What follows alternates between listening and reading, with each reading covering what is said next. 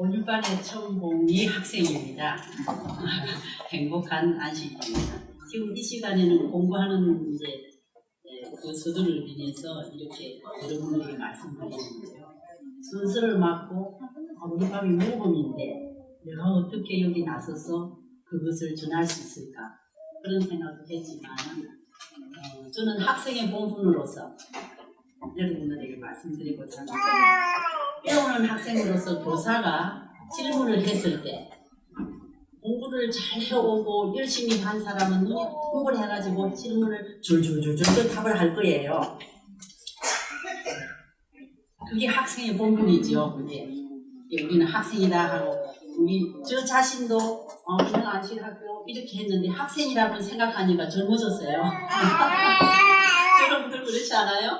네. 그런데 이제 우리 안식학교는 특별한 안식학교예요. 거룩한 공부를 배우는 학생으로서 당연히 나에게 주어진 이 공과책, 교과책은 의무적이고 정말 특별한 그러한 우리에게 주신 특권이라고 생각합니다. 그렇다면은 하나님의 말씀인 이 가정 공부를 소홀히 해서는 안 되겠다. 제가 그렇게 생각했어요. 그래서 과거의 교회 그것뿐만 아니라 열심히 했지만 이곳에 와서 보니까 과거에는 우리 교사님들이 이 예화를 많이 들고 뭐 이렇게요 자기 좀 이런 뜻을 표현하는데 여기는 순수한 성경과 예언의 신을 통해서 우리에게 주신 메시지를 주는데 마음이 감동스러운지 몰라요. 그래서 또 우리 교사님은 매일 우리 가정 공부에 준해서 정말로 실생활에 한 일주일 동안 공부하는 것을 공부하면서 실천에 옮겼는가를 잘 챙겨요. 그래서 어떤 때는 정말 열심히 내가 하나님을 부르고 그 책대로 내가 하고자 하고 집에서 하지만은 놓치는 때가 많아요. 우리는 하지에서 공부하겠지고 하거든요.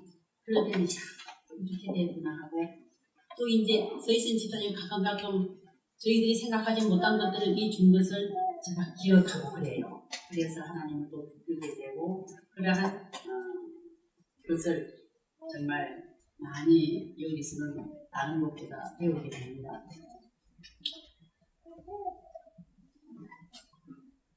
그러나 우리가 공부한다는 것은 선생님이 질문할 때 대답을 잘 하려고 공부하는 것이 아니고 이 말씀을 가지고 우리에게 실천하는가, 얼마나 실천에 옮기는가에 대해서 우리가 공부해야 되겠어요. 그래서 내가 특별한 그건 없지만은 예언의 신에 배우려는 마음으로 라는 그런 제목으로 하이프인께서 쓰신 글을 잠시 읽겠습니다. 여호와께서 이같이 말씀하시되 너희는 길에 서서 보며 옛적 길 곧 선한 길이 어디인지 알아보고 그리로 행하라. 예레미야 6장 16절의 말씀입니다. 그분의 뜻의 지식과 하늘의 지혜와 성령의 빛을 하나님께 구한 후에 그 간청자는 성경을 연구할 것이다. 그러면 어두웠던 페이지들이 마음속에서 갑자기 분명해지고 그는 전에 결코 이해하지 못했던 그의 의무를 이해하게 된다. 예수께서 내 교훈은 내 것이 아니요 나를 보내신 이의 것이라. 사람이 하나님의 뜻을 행하려 하면 이 교훈이 하나님께서 왔는지 내가 스스로 말함인지 알리라. 요한복음 7장 17절 말씀하셨습니다. 신령한 진리의 지식은 그들에게 주어진 빛과 진리에 순종하는 순종하는 자들에게 약속되었다. 좁음으로 들어가는 것은 학식이나 재산의 소유에 있지 않으며 배우려는 정신에 달려있다. 하늘의 첫 빛줄기를 인식하고 그것을 자기 것으로 만들어 그 안에서 행함으로 행동을 그 빛과 조화시키며 그것을 통해 성화되고 있는 사람들이 더 많은 빛을 받을 것이다. 그는 복음이 구원의 계획인 것을 이해할 것이다.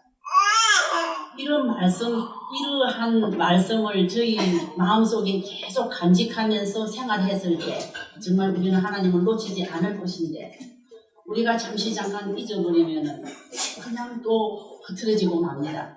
그에 대해서는 하나님의 뜻에 순종하는 것이 항상 쉬운 문제는 아니다. 네, 우리가 일상생활에 볼 때는 쉬운 일이 아니지요. 하나님을 항상 부르고 하나님 뜻대로 살고자 하지만 우리 주위 환경이 그렇지는 않거든요.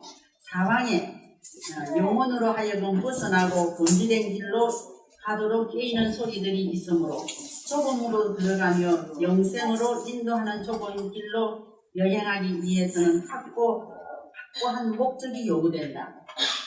내가 하나님을 부르는데 아무 목적 없이 아무 생각 없이 부르는 것이 아니라 상당 확고부동한 그 목적을 두고 우리가 하나님을 부를 때 하나님께서 우리에게 좋은 공부하신다는 이러한 말씀입니다. 저 시간이 지나갔는지 모르겠습니다. 제가 생활 속에서 여러 가지 어려운 문제점들, 시험들이 당할지라도 오로지 나는 하나님의 말씀에 내가 어느 시간에 하나님을 내가 중에서 말씀을 보리라. 내 환경이 어찌할지라도. 그러한 심령으로 저는 책을 봅니다.